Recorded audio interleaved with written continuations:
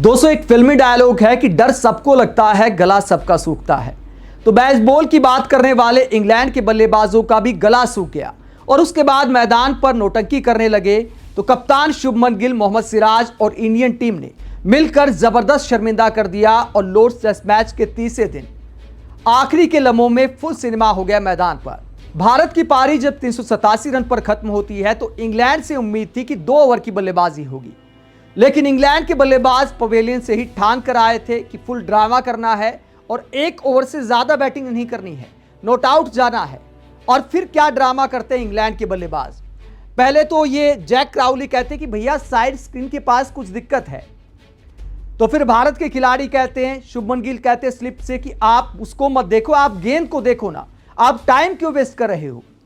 उसके बाद थोड़ा टाइम वेस्ट होता है। उसके बाद क्या होता है, उसके बाद ये सब करने के बाद पिच के बीच में एकदम से मंत्रणा करने लगते हैं। 1 ओवर का खेल है, उसमें भी मीटिंग करने लगते हैं जैक क्राउली और बेन डकेट, और भारतीय खिलाड़ी चिढ़ जाते कि यार ये क्या ड्रामा चल रहा है। जसप्रीत बुमराह भी हंसते हैं कि भैया इतना क्यों डर गए, अगर 2 ओवर का खेल हो जाएगा तो क्या हो जाएगा, बेसबॉल क्रिकेट खेलते हो, इस तरह नौटंकी क्यों कर रहे हो। यहां पर भी मामला नहीं रुकता। फिर जसप्रीत बुमराह की एक गेंद लगती है ग्लव्स पे, पता नहीं चोट लगी या नहीं लगी, लेकिन तुरंत फिजियो को बुला लिया बल्लेबाज ने। तो नौटंकी में और ज्यादा इजाफा हो गया और इस ड्रामे को देखकर कप्तान शुभमन गिल का सब्र जवाब दे गया।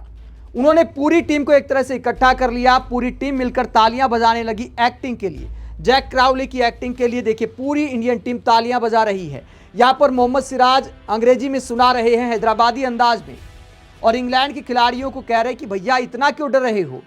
और फिर ये देखिए पूरी टीम खड़े होकर तालियां बजाती है। जसप्रीत बुमराह का खास अंदाज देखिए, आगे ऐसे करके तालियां बजा रहे इंग्लैंड के खिलाड़ियों की तरफ देखते हुए। लेकिन उसके बाद शुभमन गिल ने जो किया, उनसे ऐसी उम्मीद नहीं थी।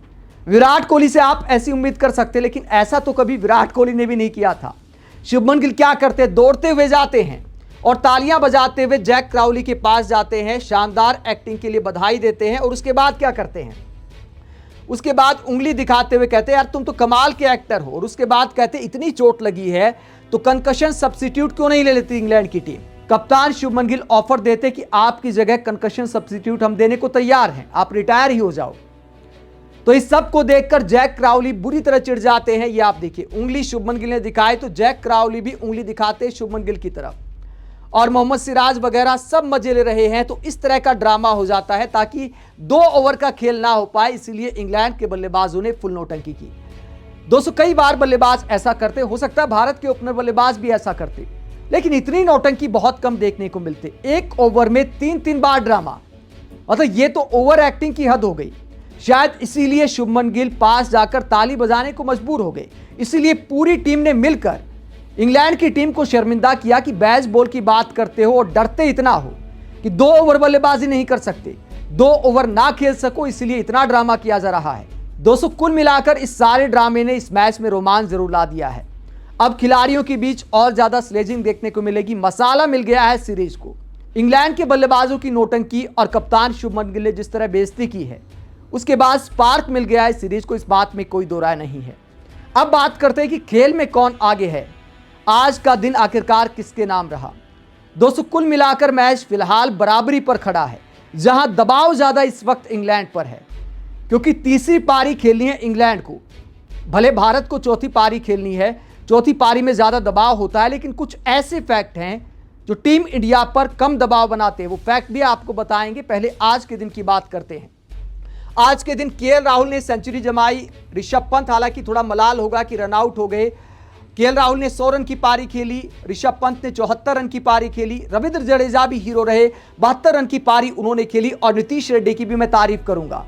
नीतीश रेड्डी ने भले रन 30 बनाए, लेकिन एक अहम पार्टनरशिप की रविंद्र जडेजा के साथ। लेकिन मुझे लगता है कि भारत ने एक चांस खो दिया 100 रन की लीड लेने का। अगर भारतीय टीम 100 रन की लीड लेती, कल का पहला सेशन अगर खेल जाती, 100-150 रन की लीड अगर भारत के पास होती, तो फिर इंग्लैंड पर ज्यादा दबाव होता। फिर इंग्लैंड की टीम को समझ नहीं आता कि भैया रेपुटेशन का भी सवाल है, पारी भी डिक्लेयर करनी है, क्या इंडिया को टारगेट देने का सोचते तो और ज्यादा दबाव होता, बढ़त भी कवर करनी होती इंग्लैंड को। वो चांस भारत ने खो दिया है। और हमेशा की वही कहानी, भारत के जो टैलेंटर बल्लेबाज हैं वो थोड़े कमजोर पड़ जाते हैं। जैसा कि पहले मैच में हुआ था उसी तरह की कहानी थोड़ी दोहराई गई, ज्यादा तो मैं नहीं कहूंगा, क्योंकि 3 विकेट पर 248 रन टीम इंडिया के थे। उसके बाद 139 रन में 7 विकेट गिर जाते हैं टीम इंडिया के। तो मुझे लगता है ज्यादा नहीं तो 75-100 रन और बना सकती थी टीम इंडिया, लेकिन पुचल्ले बल्लेबाज आया राम गया राम हो जाते हैं और वही कहानी लॉर्ड्स में दोहराई गई। टीम इंडिया जो बढ़त ले सकती थी नहीं हो पाई। दोनों टीमें बराबरी पर खत्म होती हैं। 387 इंग्लैंड ने बनाए थे, भारत ने भी 387 रन बना लिए हैं। दोस्तों, भारत की पारी में अगर टर्निंग पॉइंट की बात करें तो ऋषभ पंत का आउट होना टर्निंग पॉइंट था। इंग्लैंड के गेंदबाज हताश हो चुके थे। केएल राहुल और ऋषभ पंत की बल्लेबाजी का कोई जवाब नहीं था इंग्लैंड की टीम के पास। बॉडी लाइन गेंदबाजी होने लगी थी। लेग साइड में 7 फील्डर लगा दिए थे बेन स्टोक्स ने। नेगेटिव गेंदबाजी हो रही थी, लेकिन उसके बाद ऋषभ पंत की एक गलती भारी पड़ गई, जो रन लेने की कोशिश की जबकि रन नहीं था। रन आउट जो हुए ऋषभ पंत, अपना शतक तो चूके ही मलाल रहेगा ऋषभ को। उसके बाद टीम इंडिया को भी भारी नुकसान हुआ और जो 100-150 रन की लीड हो सकती थी टीम इंडिया की, वो टीम इंडिया को नहीं मिल पाई। पंत के आउट होने के बाद केएल राहुल भी शतक के बाद पारी को लंबी नहीं कर पाए। उनसे उम्मीद थी कि 150 या फिर 175 रन के करीब जा सकते हैं, लेकिन केएल राहुल वैसा नहीं कर पाए। तो ये जो 2 विकेट थे, इसने भारतीय पारी पर एक तरह से ब्रेक लगा दिया और इंग्लैंड को वापसी का चांस मिल गया। जब भारत की पारी खत्म हुई तो उम्मीद इस बात की थी कि हो सकता है जसप्रीत बुमराह एक आध झटका दे दे। इंग्लैंड के खेमे में डर का माहौल था, लेकिन उसके बाद 1 ओवर में ड्रामा होता है। इंग्लैंड के बल्लेबाजों की नौटंकी होती है। 2 रन इंग्लैंड ने बनाए हैं, 2 रन की बढ़त इंग्लैंड के पास है। अब सवाल ये उठता है कि कितना टारगेट इंग्लैंड की टीम देना चाहेगी, और सवाल ये भी उठता है कि क्या कल के दिन इंग्लैंड की टीम बेसबॉल खेलेगी या पहली पारी की तरह धीमी बल्लेबाजी करेगी। एडवांटेज इस वक्त किस टीम को है? दोस्तों, अगर इस पिच का मिजाज देखें तो नई गेंद काफी हरकत करती है और दबाव इंग्लैंड पर है। इंग्लैंड की गेंदबाजी में भी इतना दम नहीं है कि इंग्लैंड की टीम रिस्क लेगी। मुझे नहीं लगता कि इंग्लैंड की टीम कम से कम पहले सेशन में बेसबॉल खेलने वाली है। पहले तो इंग्लैंड की टीम सेफ होना चाहेगी। यहां पर 300, 350 का टारगेट अगर आखिरी दिन टीम इंडिया को मिलता है तो आराम से चेज कर सकती है टीम इंडिया।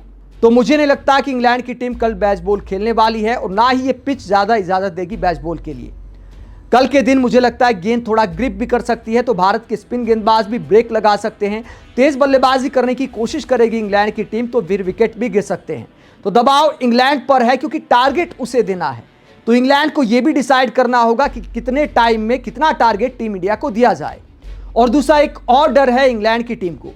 उनके जो एक स्पिन गेंदबाज है, जो प्रमुख स्पिन गेंदबाज हैं शोएब बशीर, उनकी उंगली में चोट लग गई। उसके बाद वो गेंदबाजी नहीं कर पाए। क्या चौथी पारी में गेंदबाजी कर पाएंगे, इसको लेकर भी डाउट है।